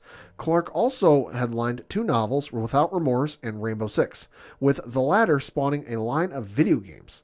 Remorse served as a Clark origin story of sorts and was made during the pandemic. With theatrical releasing in flux, Paramount offloaded the movie to Amazon, where it debuted April 30th, 2021. Paramount intends to release Rainbow theatrically, sources say, although final decisions won't be made until later in the movie-making process. No plot details have been revealed, close quote. So super excited for this. Obviously, Rainbow Six is a well-known movie or book franchise. Probably more known for a video game franchise. The first of which came out for the N64, PlayStation 1, and the Dreamcast, also the Game Boy Color, on 1999, and then in 2000 for the Dreamcast, and then 2000 for the Game Boy Color, spawning off 1, 2, 3, 4, 5, 6, 7, 8, 9, 10, 11, 12, 13, 14, 15, 16, 17, 18, 19, 20, 21, 22 games. Wow. And the across various consoles from the PC to the PlayStation 1, the Xbox, PlayStation 2, the GameCube, PlayStation 3, the 360, mobile phones, the PSP, PS4, Xbox One, the PS5, the new Xboxes, the Luna. It's been on everything. It's obviously a well-known franchise. It's even played competitively in some video game competitions across the world. I'm interested in this. I'll be honest. I remember that first one, Without Remorse, coming out on Amazon. I was like, oh, Michael B. Jordan, I'll get around to it if I get around to it. Never did. Had no idea it was tied into this. So now that I know this and it's going to have this sequel coming out, I might actually go back and check it out now. Anything Michael B. Jordan's in, I'm watching. And we are on Creed Watch now, too. Just watched the first one for the first time the other night. Super excited for Creed 3. Yeah. You haven't even seen Creed 2 yet. Oh, I know. That's coming soon. This is a great franchise. And like I said, he's poised to have a big year, too. I'm excited to see what is going to happen with the show or this movie. Like I say, it's interesting. And like I say, Tom Clancy stuff I'm usually into. So I'm definitely going to give it a shot. Yeah. And lastly, and certainly not leastly, we got a confirmation that one of my new favorite movie franchises is getting a fourth adaptation, and that is the Rush Hour franchise. Now, I realize I'm a little late to the party on this one, but I just watched the first three not too long ago. So the fact that we've got a fourth one coming, I'm super excited for. Reading from an article on Deadline.com, though, it reads, quote, Jackie Chan made a rare onstage appearance at the Red Sea Film Festival Thursday, where he told fans that he is currently in talks to make a fourth Rush Hour movie. Quote, we're talking about part 4 right now, he told the festival crowd, adding that he was going to meet with the film's director this evening to discuss the script. He did not identify said director, but American filmmaker Brett Ratner directed all 3 previous versions. Ratner hasn't directed a film since 2014. In November 2017, 7 women, including Olivia Munn and Natasha Henstridge, accused the filmmaker of sexual harassment and misconduct, causing Warner Brothers to sever all ties with the producer-director with whom they had a lucrative deal. Chan starred in 3 Rush Hour films between 1998 and 2007 alongside comedian and actor Chris Tucker. The franchise follows a Hong Kong detective inspector who forms an unlikely relationship with a loudmouthed LAPD officer to solve a series of international crimes. The original Rush Hour grossed $244 million worldwide for New Line Cinema, and it cemented the Hong Kong-born Chan as an English-language action star. However, Chan said that he expected the film to bomb at the box office, and he had planned to quit Hollywood for good due to the lack of interesting roles he had been receiving. I tried so many times to go to Hollywood, but after that I said, no more Hollywood, because my English is not good. They're not my culture. They don't like this kind of action, he said. Oh boy, was he wrong on that one. Chan said he only received scripts about East Asian detectives in America, but he was keen to expand his creative endeavors when the script for Rush Hour passed his desk. My manager said, look, there's a script, it's called Rush Hour. I said, no, Hong Kong police, I'm not going to do it. He said, Jackie, why don't you try last time? I said, okay, this is the last time. After the film was released, Chan said he received a call from Ratner and Tucker who said, dude, we're a huge success. We're $70 million in the first weekend. For me, I don't have a count of what 70 million is. I don't know the box office. I just know it's certainly a success. And then they made part 2 and part 3, he added. So super close quote, super excited for this. I love the first 3 Rush Hour movies. 2 is the better of the 3, but they're all fantastic. So the fact that we're going to get a 4th one, please give it to me. Great franchise for its time. I'm interested to see if they can capture the magic again. It'll be interesting. I really am. And I always thought the soundtracks are really good. The soundtracks are awesome. If you haven't deep dived into those. Yeah, oh yeah. Arguably, I have to say, like, the last great from track 1 to the last track. Yeah. Like, solid through. Oh, yeah. For a movie soundtrack. But, yeah, they do a lot of great things with that. So, that said, it's time to talk some comics. Uh-huh. A lot of stuff at the shops this week. A lot of stuff. But I want to start off just kind of clarifying something that came across online. There was a little confusion on what's happening. So, I went to the source itself, Marvel.com. Okay. So, there is a big X-Men crossover coming out. Okay. Sins of Sinister. Okay. So, we heard about this at New York Comic Con. And people were very curious to see about the fate of X-Men Red, because what's going on is the event is taking place, and they're going to do like what they did with Age of Apocalypse. Okay. Where the regular series stops for a bit, they do a separate series, and then they come back. But I want to just read the official statement from Marvel.com. Okay. Quote, in just a few weeks, the entire Marvel Universe will be twisted beyond the limits of your imagination by the Sins of Sinister. The highly anticipated X-Men crossover saga will kick off January 25th in Sins of Sinister #1 before unfolding across 3 limited series that will replace Immortal X-Men, X-Men Red, and Legion of X starting next month. So Immortal X-Men will take place instead of Immortal X-Men. Okay. Instead of X-Men Red, we're going to get Storm and the Brotherhood of Mutants. And instead of Legion of X, we're going to get Night Crawlers. Okay. So I know I paraphrased the last statement there, but I'll just put end quote on it. So for more information on that, they do have it up at Marvel.com. I'm super excited to check this crossover out. Anytime they do something like Age of Apocalypse, which for its time it still holds up. Right. Absolutely groundbreaking crossover idea. I think it's great to do it. And especially with what they've been doing with the X-Men franchise.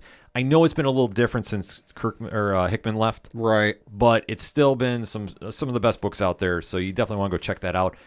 So we'll just kick off with Marvel first. I know they got a big week going on. Dark Web is going strong. There's an X-Men 3 tie-in to it as well. Venom 15 is got a big crossover going on with that as well. So if you're into that franchise, you definitely want to check it out. I know for Pad, it's Star Wars Bounty Hunters number 30. Hell yeah. So I know that you got that lined up on your pull list going on as well. DC, though, has a very, very big week. So if you've been following a lot of our friends like Sean from the Caption Life, he's done a few reviews about the Batman One Bad Day story series. Yeah. The Bane issue is coming out. Ooh. So if you're a fan of Bane, you definitely want to check that out. World's Finest, number 11. What can you say? Dan Mora and Mark Waid. Like, how... You can't get much better than that. No. So you definitely want to check that out. I think is one of the best DC books out there. But if we're talking about the best DC book, there is one that stands out above all right now. It is the big Cheersy winner. If you followed the award show with Brian Wayne and myself from Cheers the Comics podcast. And that is done by the one and only Tom Taylor. It's issue 100 of Nightwing. So there is a lot of stuff going on. A lot of guest artists are on this. Like, what can you say about it? The fact Nightwing made it to 100 issues, and it's still consistently the best book from DC. Like, you can argue it. I mean, for me, I always say it's World's Finest, but Nightwing is 1B or 1A, depending on what issue I pick up. Right. And what can you say? It's Tom Taylor. The covers for this have been amazing.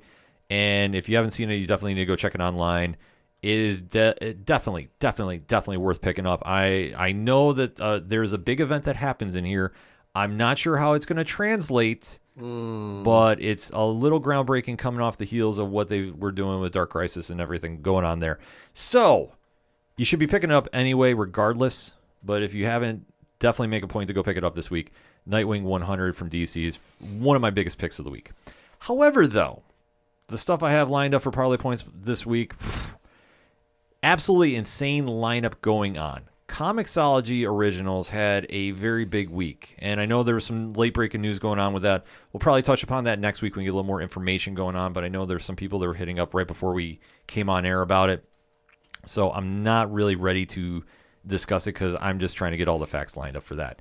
But they had a monster week of books come out, and kicking off had to be Edgeworld number 6. Now, Pat, are you familiar with this franchise? I don't think so, no. So this is one you're going to definitely want to keep your eyes out for because the series is actually getting picked up by Amazon Studios for an animated series. Oh, okay. So they just came back with their second arc. So issue number 6 is out, and you definitely want to get into it if you're into sci-fi westerns. It's got a different vibe to it. Chuck Austin, Patrick Olive is the team behind it, and it was a great issue. Like I said, it was the first time I dived into it. A lot of stuff that I get into, and I like how when they merge the themes together, like westerns and science fiction and a little mystery too. So it's something that if you're a new reader, don't be afraid to jump into. But issues 1 through 5 are now out on trade paperback via Dark Horse. So you definitely want to go pick up the book. And like I say, if it's coming to Amazon, you definitely want to go pick it up and get ahead of the curve. Also, Comixology Originals this week. Census number 5. So this book I've been covering for a while. It's quirky. It's fun. It's got a lot of heart to it. It's the story of a census worker, Pad, who has been given the unfortunate task of doing the census counting. But he's not just counting normal people. He's counting the supernatural. Uh-oh. And this has been an absolute trip to read. I love this book. Mark Bernardin, Adam Freeman, Sebastian Perez, Bernardo Bryce, and Sarah Litt have been doing an amazing job with this book top to bottom. This is the end of the series, but if you go on ODPH Podcast Twitter at ODPH Podcast, you see that Adam Freeman first he responded with a quote tweet thanking us for covering the book, which thank you to you for shouting us out like that, and alluded that this is not the end. So I'm excited to see if they're coming back, which by the ending, no spoiler, but it's open-ended that I don't think that this is the end, and I'm super excited to read this. this had to be one of the biggest surprises for me of how much I really enjoy this. It's funny, it's smart, and it's definitely one that you can't help but root for the lead character. It has kind of like a more grounded Spider-Man vibe, but without the powers. Okay. So definitely worth checking out. Also, Comixology Originals. Like I said, Monster Week from them this week. Barnstormers number 4. Scott Snyder, Tula Lote. The period piece set in the World War I era has definitely hit the penultimate issue. A lot of things are happening with Bix and Trixie or Tilly this year. I'm sorry. Nice. The modern day Robin Hoods, if you will, of the aerial circuit definitely get themselves into a situation that they can only outrun danger so long. What Scott has set up with the drama here, it pays off. Okay. All bets are off going in issue number 5, and Tula Lote's art is just phenomenal. Absolutely loved everything about this issue. They definitely hit their strides. Big moments are happening if you've been reading this issue since number 1. So I am super excited to see how the finale is going to play out. Expecting a lot of bad things to happen. Probably. But you know what? I'm not mad because this series has been absolutely awesome to read. I can't stress it enough. And I didn't get a chance to do a full review, but Retroverse, number 2 by Comixology Unlimited, or Originals rather, Cullen Bunn, John Bivens. It's a very solid follow-up to the debut issue. They had the sci-fi vibe going on. A lot of craziness happening in this book, but it's definitely worth checking out. Like I said, Monster Week from Comixology this week. And like I always recommend, sign up for the Unlimited package. It's one of the best deals in all of comics, and if you really want to get your hands on a lot of the prints, they do come out, a lot of these books come out via Dark Horse Comics a few months later. So keep your eyes out for that, and definitely make sure you're going to the comic shops to check them out. Also, we have a big return amongst the indie comic scene, Pat. Okay. One of the books that we always hear a lot about amongst a lot of our fellow comic podcasts is Barbaric. Okay. Now, we've reviewed this a couple times. Volume 3 has just came out. Hell to Pay.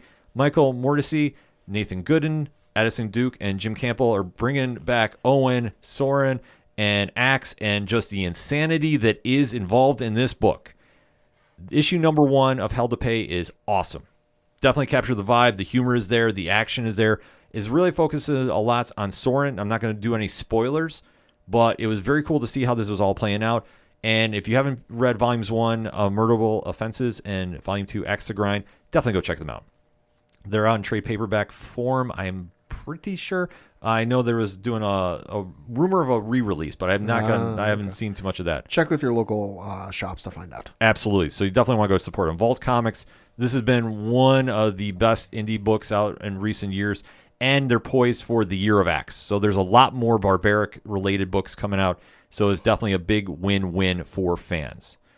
Going over to our friends over at Boom Studios. Mighty Morphin Power Rangers 104. Hey. So Melissa Flores, Simona D. Gianfelice, Kath Lobo, and a lot of other creators got in for this one. And the whole re-up, or the creative team, rather, I should say, after Ryan Parrott, has been absolutely fucking killing it. I'm dropping F-bombs. That's how excited I am about this book. And what Flores and D. Gianfelice have been doing with this book is giving it some new life, reinventing some classic characters, doing some very cool storylines. And this issue, no spoilers, might be my favorite one of the bunch. Oh. And what they do is you really get the inside track origin of Mistress Vile. Okay. And what Melissa does with this character is absolutely awesome. I think it was a very cool way to set up how she came to be, because we already know who she is. If you watch the TV shows, you know she is. Right. And just how she transformed into this version of Mistress Vile, it wins on all fronts. They set up for what they've been building since issue 101 when they took over the book. Right.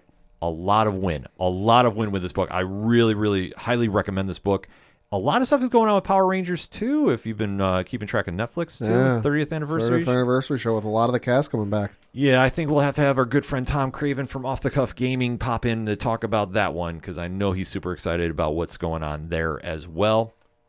Also, by Boom Studios, a big book has made its return. A little switch up of the creative, but still nevertheless, House of Slaughter number 11.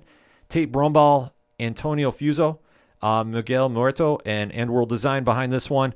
Bringing back an old friend if you read the first story arc. So Jace Boucher is back, the Butcher, and into the storyline that's going on there, setting up a lot of groundwork. And the one thing to know about the whole Something is Killing the Children / House of Slaughter books, they do the slow burn better than everybody. Okay. So this one is setting up a lot. And I will say this too, and I put this in the blog as well. If you have younger readers, there's a lot of very intense imagery because they open up with monsters doing what monsters do best. Reader discretion is advised. Yes, and I want to make sure that's stressed out because I would show Pad the panels, but I know he's not into horror stuff. I don't do horror. I know, and that's why I'm saying I'm not showing you.